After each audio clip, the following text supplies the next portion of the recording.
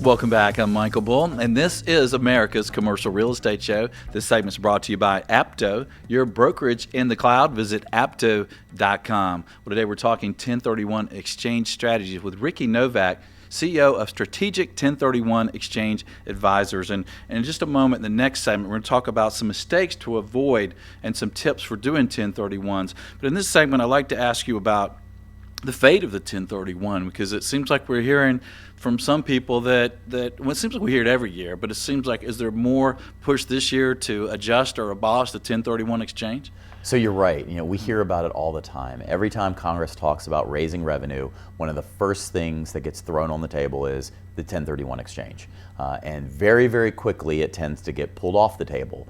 What has happened is over the last 2 years, there's been this kind of stickiness, if you will, to the concept of either eliminating or making major changes to 1031. So for the first time in a long time, it's a legitimate concern that people need to have. So what would be the impact of the 1031? How big is that to the economy? Well, look, you're talking about something that involves billions upon billions of dollars of transactions. Ernst & Young performed a very detailed study on what they thought the impact to the economy would be. And the problem is you don't just impact the taxpayer, right? You have an impact to attorneys, to banks, to other financial institutions that lend for real estate transactions, title companies, insurance companies, real estate brokers and agents. I mean, there is a massive trickle-down effect. And what is actually being discussed currently is a proposal that would limit the deferral benefit to $1 million per taxpayer per year. Yeah, that would not be good. No, I mean, you think about big groups that do lots of exchanges. Yeah.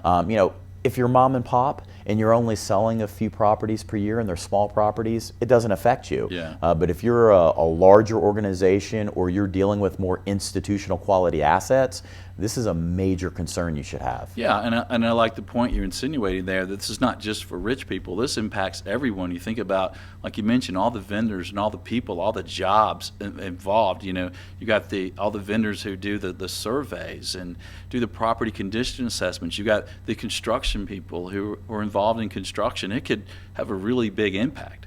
It absolutely could. And what probably, regarding of what side of the aisle you sit on when it comes to politics, one of the biggest concerns here is, you had something that was within the Obama administration budget. So it was something that the president was considered doing last year.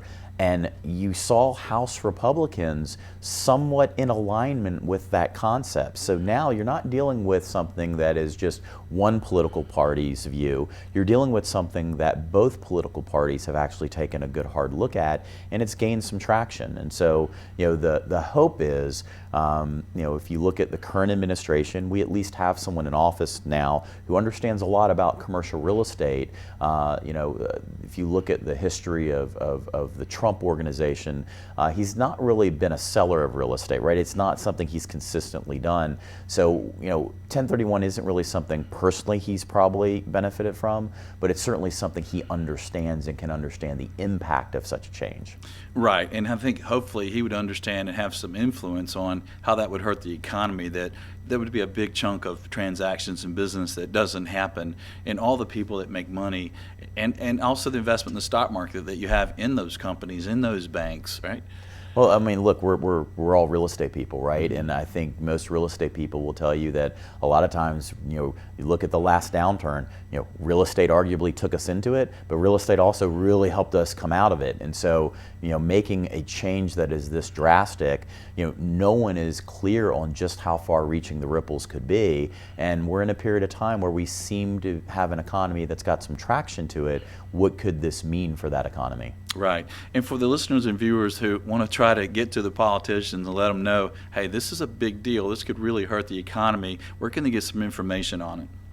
So there's actually a website, 1031taxreform.org, I believe it is, and the focus there is really on what are some of the changes that are being proposed. Educate yourself, understand what is being proposed, understand how it could impact you, and then there's also information there on how you can reach out to decision makers, your congressmen, your senators, to voice your concern. The National Association of Realtors, the Federation of Exchange Accommodators, there are numerous organizations that are actively lobbying against this, but ultimately the more voices that are heard, the better. And the time to do this is now, right? Absolutely. Once the law, once law change occurs, Yeah. it's going to be really hard to change it back, right? Right. So you want to hear you want your voice to be heard in Washington today, while these decisions are being considered. Right, because the proposal's on the table right now, right? Absolutely.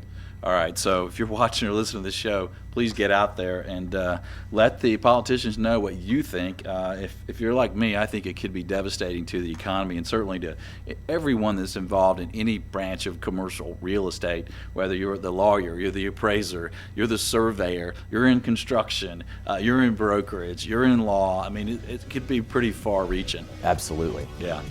All right, well, stay tuned.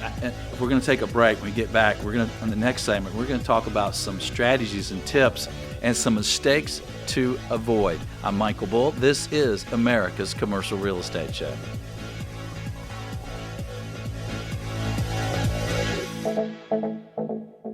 Hey there, thanks for checking out the Commercial Real Estate Show. Don't miss a video of special interest to you. Be sure to subscribe below. And if you appreciate the videos, be sure and thank our sponsors. There's a link to more information about them in the description. For more videos, podcasts, and articles, check out CREshow.com.